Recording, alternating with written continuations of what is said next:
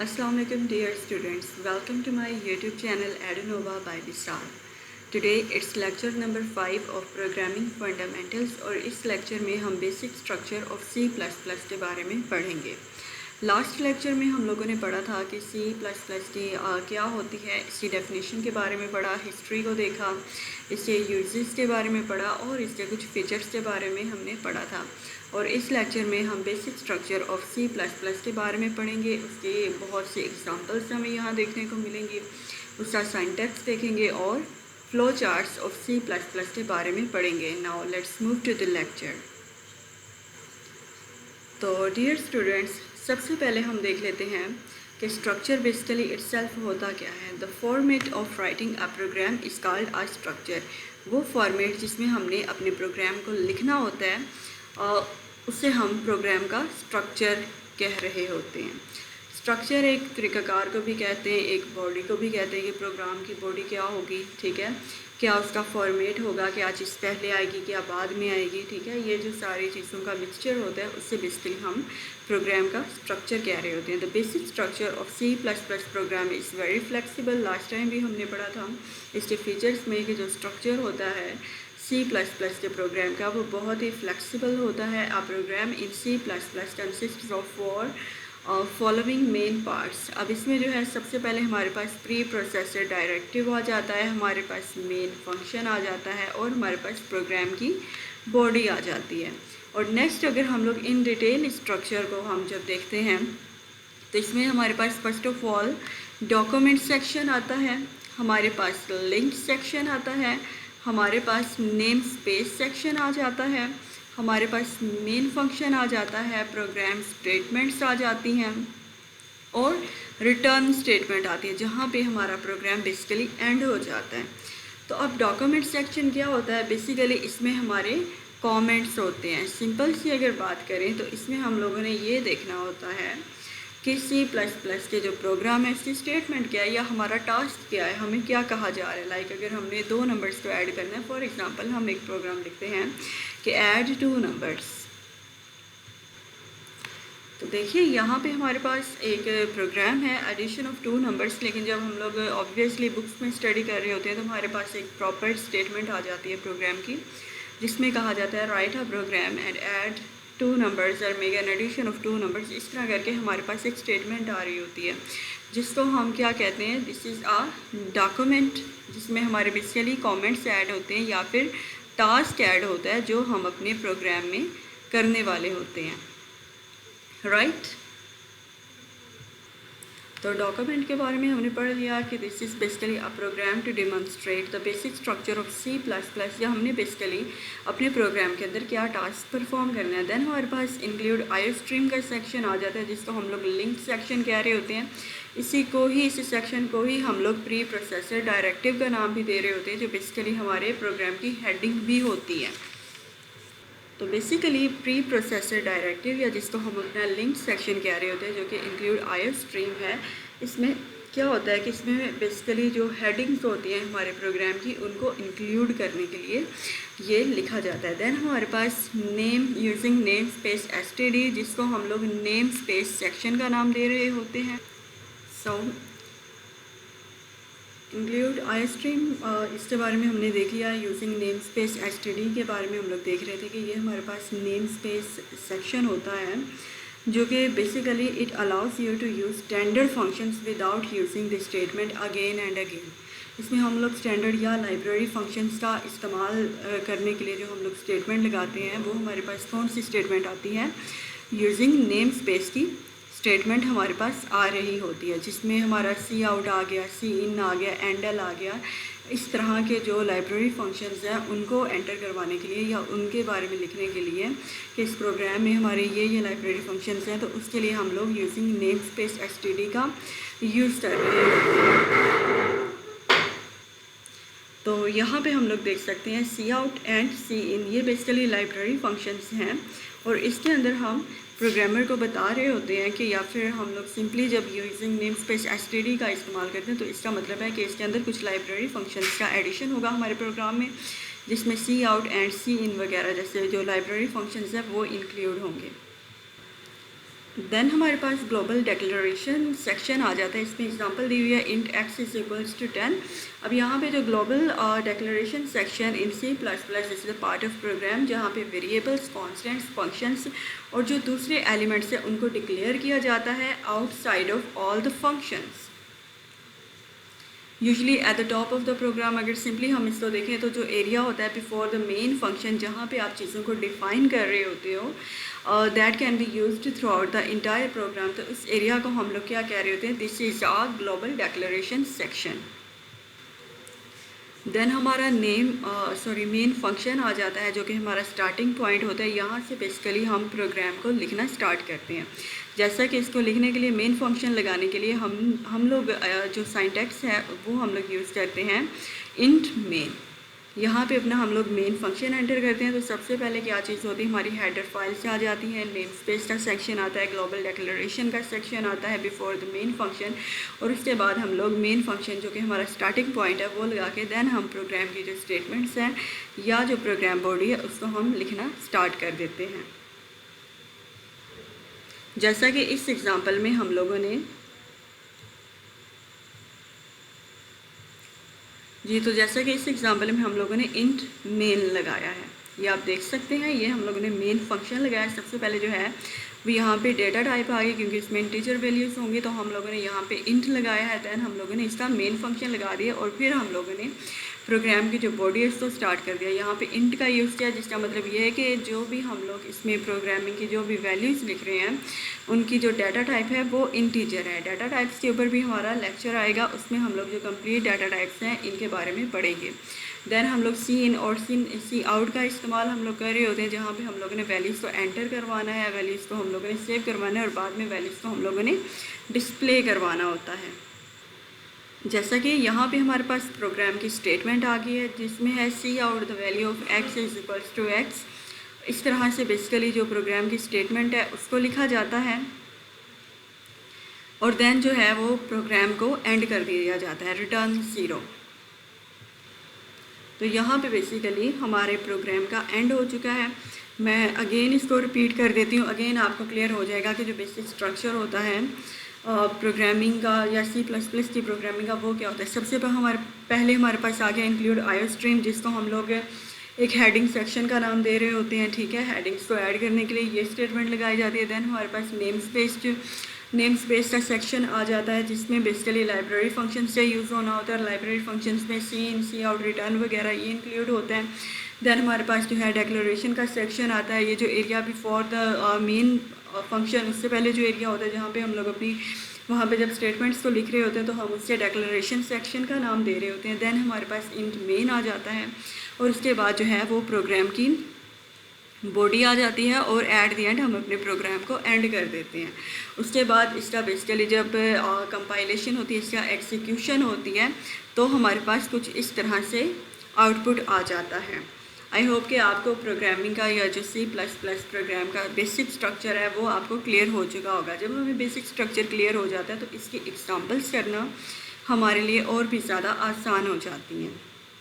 मज़ीद इसलिए हम लोग कुछ एग्जांपल्स देखेंगे जिससे हमें मज़ीद क्लियर होता जाएगा कि बेसिकली जो C++ है वो क्या है।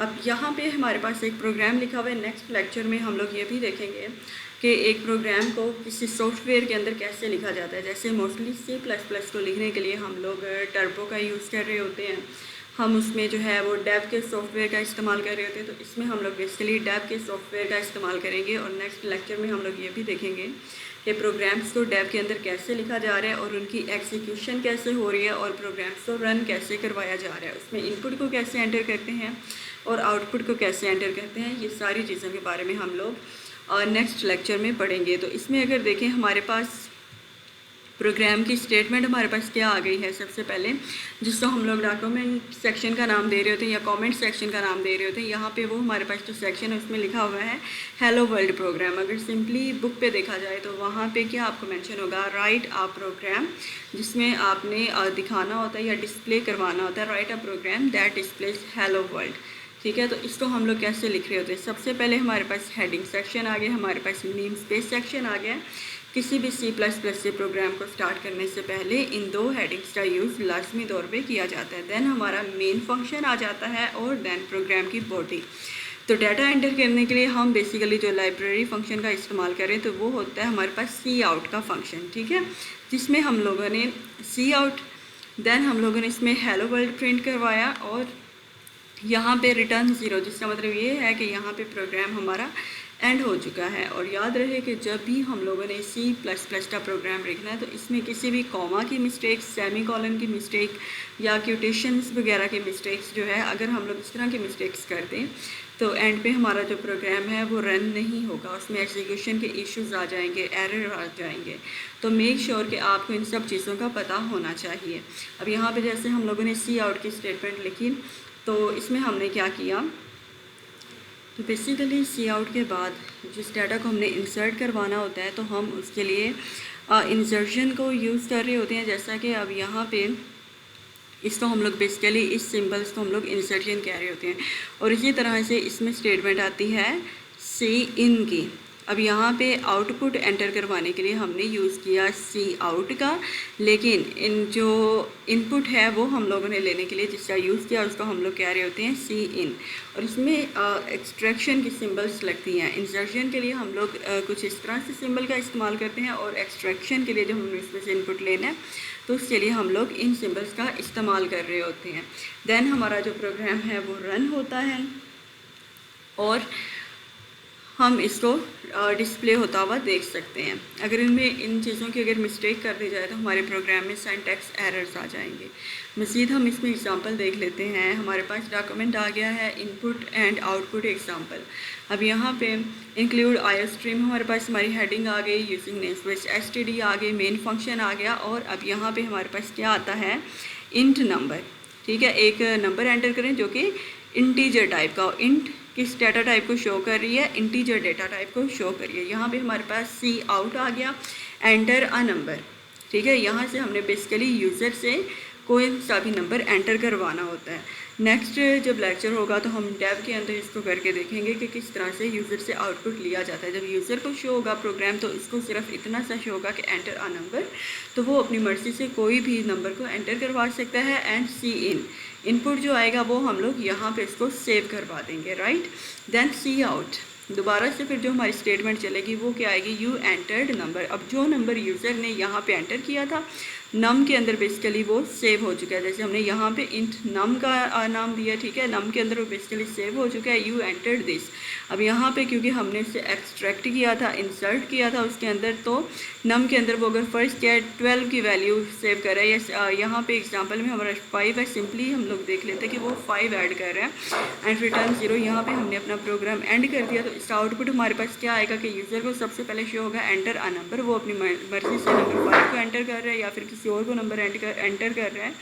और देन इसको शो हो जाएगा you entered this number, that is number 5, right.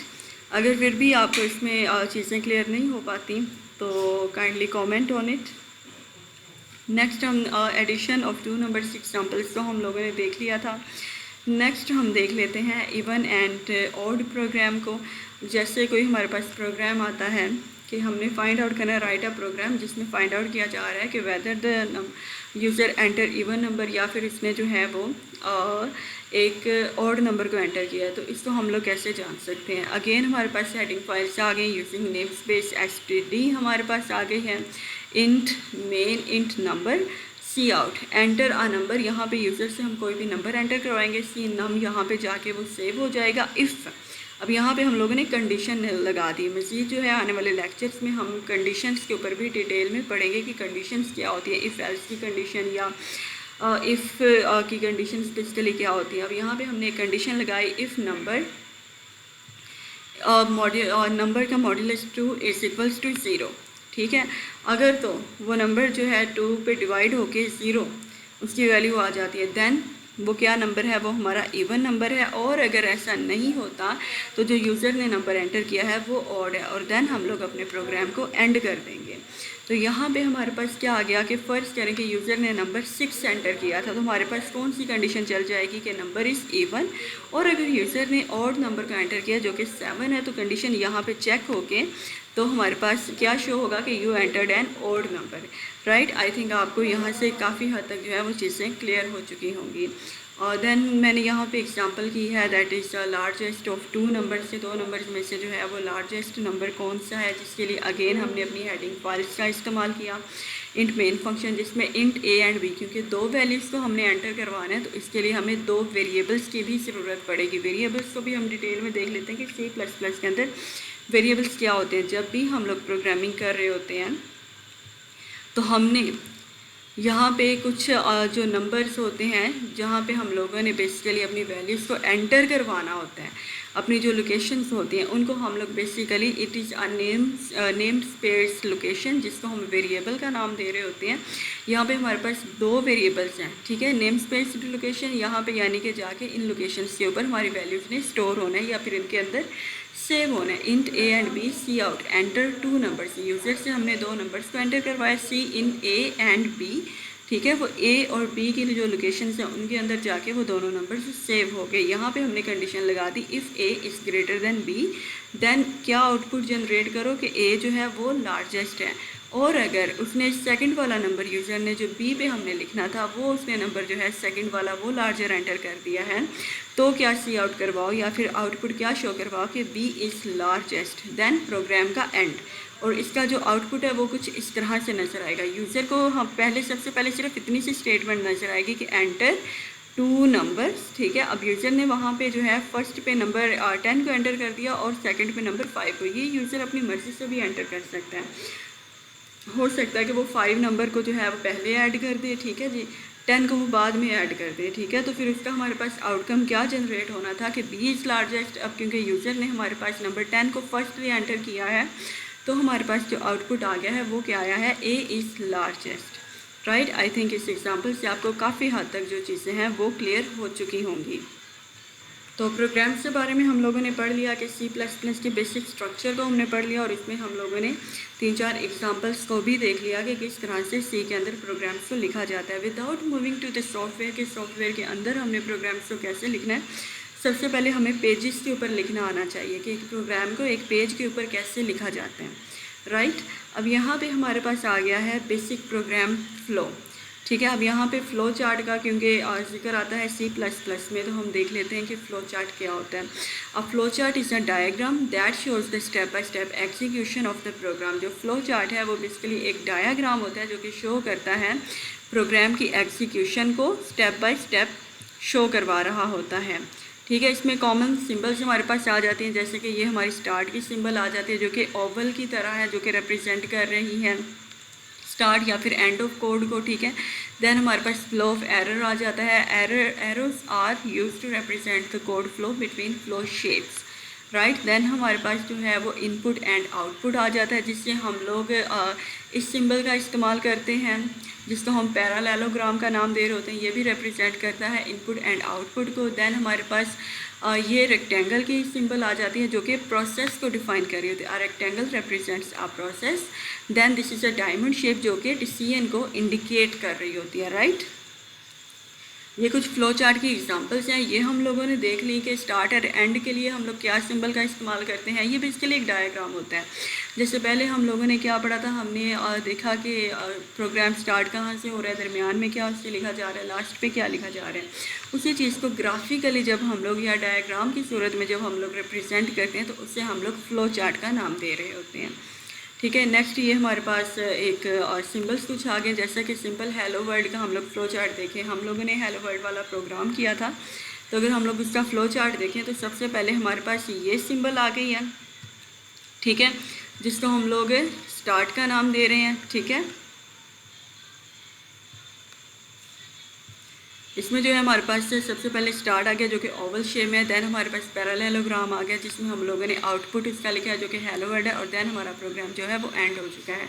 Start and and के लिए हम लोग बेसिकली ओवल शेप्स जो है वो रिप्रेजेंट करते हैं, और ये जो एरोज हैं ये फ्लो ऑफ प्रोग्राम एग्जीक्यूशन को डिफाइन कर रहे हैं। यानी कि सबसे पहले स्टार्ट हुआ, स्टार्ट के बाद जो है वो हमारा आउटपुट हुआ, देन जो है वो प्रोग्राम का एंड हो गया। इसी तरह से ही ये एक सिंपल फ्लो चार्ट की एक मज़ीद एग्जांपल हम लोगों ने दी हुई है।